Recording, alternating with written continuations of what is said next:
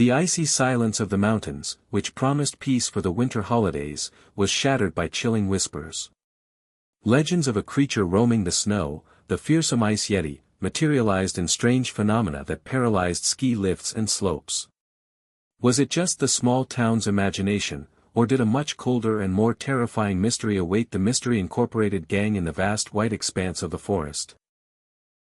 Fred yearned for an icy challenge, Daphne worried about the tourists' safety, and Velma sought a scientific explanation for the chaos. Scooby and Shaggy, well, they just hoped the hot chocolate supply would survive the adventure. The Mystery Machine glided along the winding, snow-covered roads, with the Mystery Incorporated gang on board, heading for Alpine Ridge Resort, a luxury retreat nestled in the majestic mountains. The landscape was a spectacle in itself, pine trees covered in a thick layer of sparkling snow under the winter sun. Fred's excitement for the chance to ski and the promise of hot chocolate and snacks for Scooby and Shaggy were palpable. Daphne was charmed by the beauty of the place, while Velma already observed the surroundings with her scientific curiosity. However, the idyllic atmosphere was quickly overshadowed by a wave of apprehension. The first warnings about the Ice Yeti were treated as local folklore, a fun legend to entertain tourists. This perception drastically changed when the main ski lift, without any warning, froze in mid-air, leaving dozens of tourists trapped in their chairs, suspended meters above the ground, trembling with cold and fear. Fred, with his knack for traps, already envisioned ways to adapt his gadgets to the icy environment, thinking of an improvised rescue plan. Daphne, with her innate concern, dedicated herself to calming the terrified guests' nerves, handing out blankets and words of comfort. Velma, on the other hand, was already immersed in data collection, analyzing air and ice temperatures, trying to find a scientific explanation for the phenomenon. She noticed something peculiar: the freezing was selective, affecting only the ski lift and a few specific areas, while other parts of the resort with similar temperatures remained untouched. The absence of frost in places where it would be expected intrigued her. Scooby and Shaggy, in their own world, were more concerned with finding the nearest snack shack. To their dismay, the shack itself was partially frozen, with its hot chocolate solidified and snacks hardened by the mysterious cold. The villagers, previously skeptical, began reporting sightings of a large, furry figure near the forest. The resort manager, an unyielding businessman named Mr. Worthington, tried at all costs to suppress the rumors, attributing them to a collective hysteria to protect his establishment's image. However, the panic intensified when more ski equipment was found frozen and unusable, and some slopes were blocked by ice. Velma concluded that the freezing patterns were bizarre and inexplicable by common natural phenomena. During a risky night patrol, Fred and Daphne came across enormous, deep footprints in the fresh snow, which definitely did not belong to any known animal in the region. The silence of the forest was then brutally broken by a distant and terrifying howl, a primal sound that echoed through the mountains, sending shivers down Daphne's spine and confirming that something was indeed lurking in the vast whiteness. The howl, icy and enigmatic, still resonated in the gang's minds as they huddled together, their gazes fixed on the gigantic footprints in the snow. Fred, with his hunter's mentality, immediately set out to track them, his adventure compass pointing towards the unknown. Velma, crouching, analyzed the depth and shape of the marks, trying to determine the creature's weight and structure. "They're too deep for a polar bear, and the drag suggests an unusual bipedal posture," she murmured, her brow furrowed. The footprints led to an even more remote and dense part of the forest, known by locals as the Frozen Labyrinth, filled with caves and jagged rock formations, where sunlight barely reached the snowy ground. The danger of the legendary creature was beginning to become a palpable reality, and the air grew increasingly thick with mystery and apprehension. Daphne, with her unwavering concern for others' safety, couldn't just focus on the creature. She organized a volunteer patrol system among the bravest guests at the resort, despite the reluctance and anger of Mr. Worthington, who saw the initiative as an acknowledgement of the problem. "You're spreading panic, Miss Blake," he fumed, but Daphne stood firm. Meanwhile, Scooby and Shaggy, always putting their stomachs first, tried to use the mystery as an excuse to get more snacks, claiming they needed extra energy to help with the investigation. On one of their supply missions, they ventured farther than they should have and briefly got lost in the snow. The silence of the forest was broken only by the sound of the wind and their own chattering teeth, further increasing their fear of what might be lurking in the white shadows. During their deeper exploration of the forest, the gang stumbled upon an old abandoned cabin, almost completely covered by a thick layer of snow and ice, looking like a natural landform. The door was ajar, creaking in the wind, and inside, the air was biting. To their surprise, the interior was not empty. They found strange scientific equipment, frozen test tubes, complex meters, and ancient maps with enigmatic markings that seemed to indicate temperature patterns and secret routes through the mountain. Velma, with a gleam in her eyes, found a forgotten journal on a dusty table. Its pages were almost illegible due to moisture and time, but a few fragmented words could be distinguished, such as, experiments with extreme temperatures, and a search for a cold energy source. Fred, excited by the possibility of a perfect trap, began sketching plans to capture the Ice Yeti using the information found in the journal and the cabin's own structure. The cabin's location was strategic, offering a privileged view of the ski lift and slopes, which Velma noted with concern. Was it just a coincidence? As the team discussed their next steps, a loud and sudden noise coming from outside the cabin alerted them to an unexpected presence. The icy air seemed to grow even colder, and the tension was almost palpable, making them question if they were alone in that frozen hideaway. The noise that startled the gang turned out to be just one of the volunteer tourists Daphne had recruited, a young adventurer trying to retrieve some skis lost in the blizzard. Despite the relief, the experience reinforced the feeling that they were not alone in the vast, icy wilderness of the forest. Velma, tirelessly, continued to battle against time and moisture to decipher the pages of the mysterious journal. The few words she could make out spoke of an energy crystallization and the audacious attempt to control the cold, a concept that sent shivers down Fred's spine with its destructive potential. Fred, his mind already buzzing with ideas, began setting up his trap, using the abandoned cabin as an ideal strategic point. He adapted some of the gadgets found in the makeshift laboratory, transforming them into components for an intricate capture plan.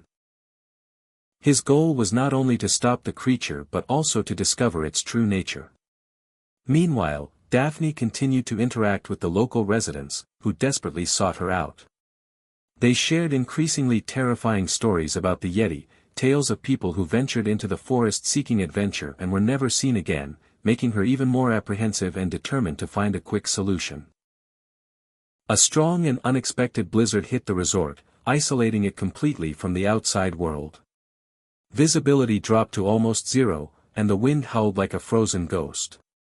Fear, previously an undercurrent, now openly bubbled among the tourists. The freezing phenomena intensified alarmingly, even affecting food in the restaurants, dishes that chilled in seconds, turning into blocks of ice before they could be savored, and the resort's tap water, which simply stopped flowing, solidified in the pipes. Scooby and Shaggy, desperate for anything warm and edible, decided to risk a trip to the main kitchen, where they found entire dishes frozen, despite the ambient heating.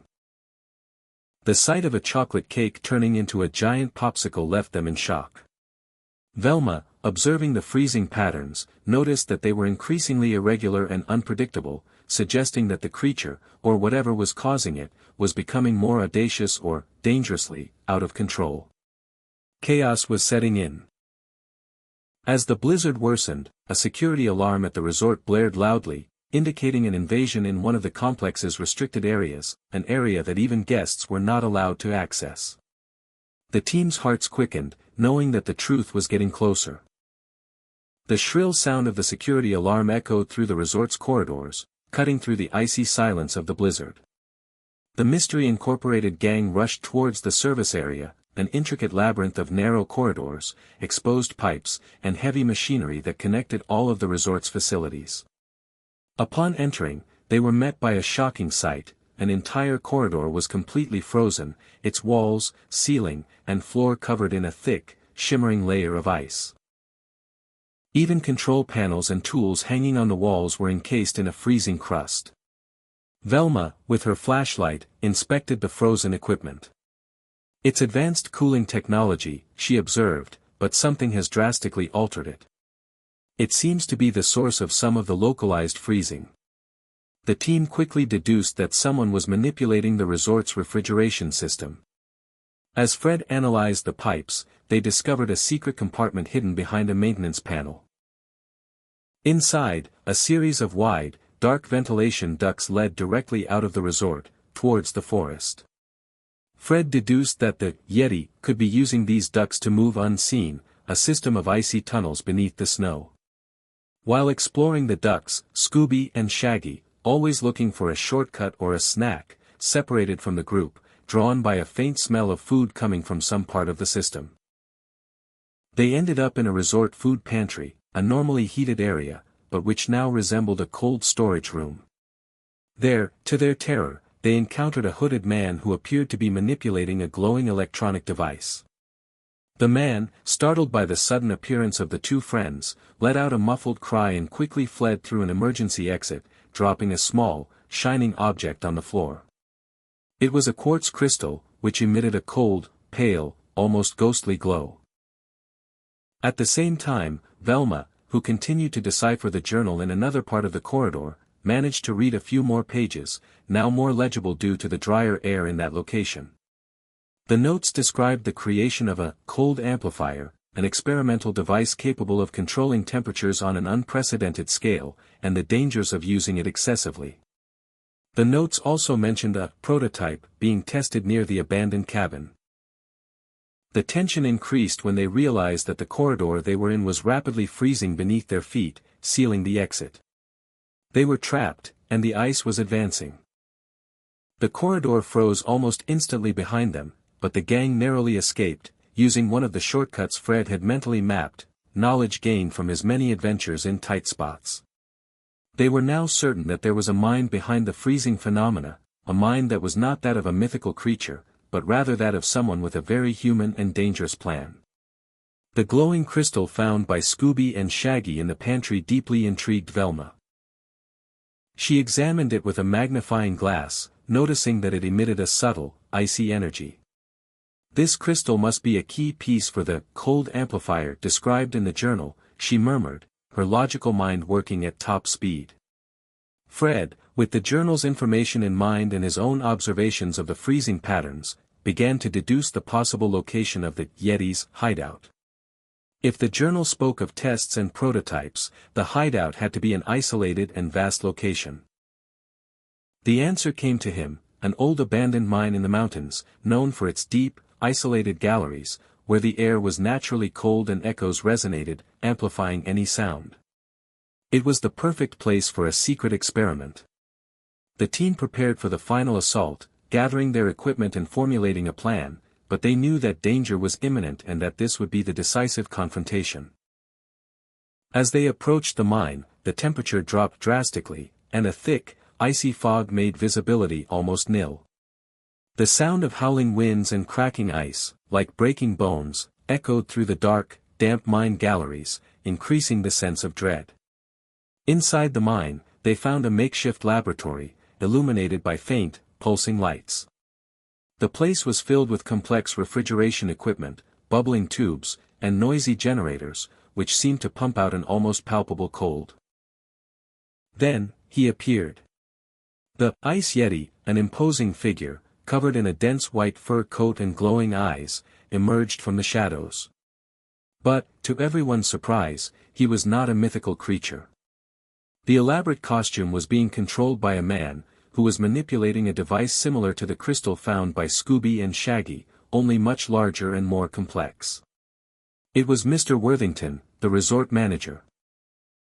With a look of madness in his eyes, he confessed that he was trying to create a unique tourist attraction for his resort, an ambitious ice kingdom, which would put him on the world tourism map.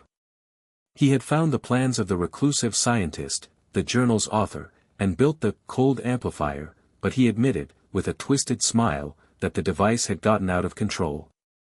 Fred, Daphne, Velma, Scooby, and Shaggy had to think fast to stop the manager before he froze the entire resort. The final confrontation in the abandoned mine was intense and chilling. Mr. Worthington, his mind distorted by his obsession with creating the Ice Kingdom, fired blasts of icy air from the amplifier, transforming the mine galleries into a labyrinth of ice and fog. The gang dodged desperately, the air freezing in their lungs with every breath. Fred, with his agility and knowledge of traps, used the rock formations and some of the discarded equipment in the mine to create an improvised trap, adapted for the extreme cold. He managed to temporarily trap the manager, entangling him in cables and boxes while he was distracted by Scooby and Shaggy. Daphne, with her incredible agility and sense of opportunity, seized the distraction. She snaked through the frozen galleries, dodging the blasts of cold air, in a desperate race to reach the main control panel of the amplifier. Her fingers were numb, but she persisted. Meanwhile, Velma, with her brilliant mind, noticed a crucial detail in the scientist's journal: the amplifier was overloaded, operating far beyond its safe limits. "It's going to explode," she cried, her voice echoing in the mine. "And if it does, it will freeze everything for miles around irreversibly." In that critical moment, Scooby and Shaggy, in an act of pure heroism driven by their rumbling stomachs, had an idea. Distracting the manager, who struggled to free himself from Fred's trap, they threw him a series of frozen snacks they had saved. Mr. Worthington, despite his madness, was a self-proclaimed glutton, and the sight of the food, even frozen, paralyzed him for an instant, allowing Daphne, with one last effort, to reach the panel and deactivate the amplifier. The explosion was averted by a hair's breadth. The sound of howling winds and cracking ice subsided until it ceased completely.